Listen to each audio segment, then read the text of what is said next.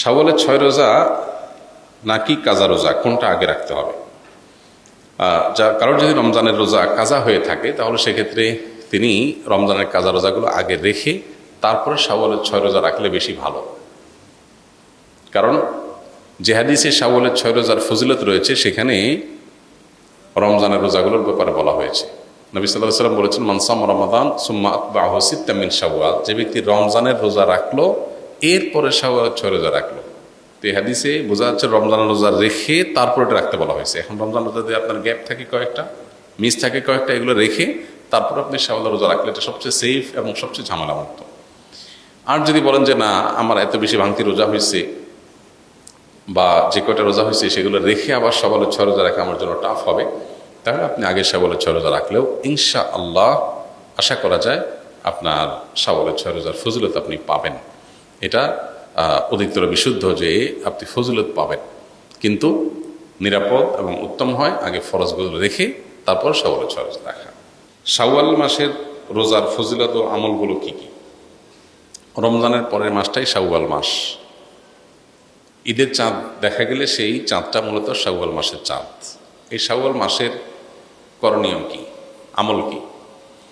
উত্তর হলো যে শাওয়াল মাস এর 2টা ফজিলত আছে। এক হলো এটা হজের মাস। আল্লাহ তাআলা বলেছেন, আল হাজ্জু আশহুরু মালুমাত, কয়েক মাস এটা হজের মাস হিসাবে বিবেচ্য। এর ভিতরে শুরু হয় শাওয়াল দিয়ে, শেষ হয় জিলহজ দিয়ে।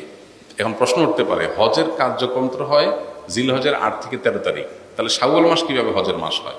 এর উত্তর হলো, কেউ যদি হজ স্টার্ট করতে চায় শাওয়াল মাসে সেই স্টার্ট করতে পারবে। অর্থাৎ হজের উদ্দেশ্যে এহরাম পরে মক্কায় ঢুকে গেল, শাওয়ালে স্টার্ট হয়ে গেল, ওমরা করে বাকি হজের অপেক্ষা করতেছে। এটা পার্ট অফ হজ। যখন কেউ তামাত্তু হজ বা কেরান হজের নিয়ত করবে সে শাওয়াল থেকে শুরু করতে পারে। তো সে অর্থে এটাকে হজের মাস বলা হয়েছে। দ্বিতীয়ত, শাওয়াল মাসে 6টা রোজার ফজিলত আছে আমরা জানি। নবী সাল্লাল্লাহু আলাইহি ওয়াসাল্লাম বলেছেন, মান সামা রমাদান সুম্মা আতবাহু সিত্তাম মিন শাওয়াল কানা কাসিয়ামিদ দাহার। কেউ রমজান রোজা রাখার পরে শাওয়ালের 6টা রোজা রাখলে সারা বছর রোজা রাখার সওয়াব পাওয়া যাবে। অনেকে এটাকে ব্যাখ্যা করেন এইভাবে যে আল্লাহ তাআলা যে কোনো আমলের 10 গুণ বাড়িয়ে দেন, কোনো ক্ষেত্রে 700 গুণ আরো বেশি পরিমাণ দেন অনেকে। তো রোজা রাখার ক্ষেত্রে আমরা রমজানের রোজা রাখছি 30টা, আর শাওয়ালে যদি 6টা রাখি তাহলে হবে 36টা। এই 36কে যদি আপনি 10 দিয়ে গুণ দেন কত হবে? 360। এই জন্য হাদিসে বলা হয়েছে রমজানের 30 রোজার পরে বা পুরো মাসের রোজার পরে যদি কেউ 6টা রোজা প্লাস করে তাহলে সারা বছরের পেয়ে যাবে, অর্থাৎ তখন 10 দিয়ে গুণ হয়ে যাবে। তাহলে আমার 30কে 360-এ পরিণত করার জন্য আমার 6টা রোজা রাখতে হবে। Why not? আমরা কেন এটা মিস করবো? এটা চেষ্টা করা দরকার। এই 6টা রোজা একসাথে রাখা কোনো জরুরি না, যার যেভাবে খুশি ভেঙে ভেঙে রাখতে পারে।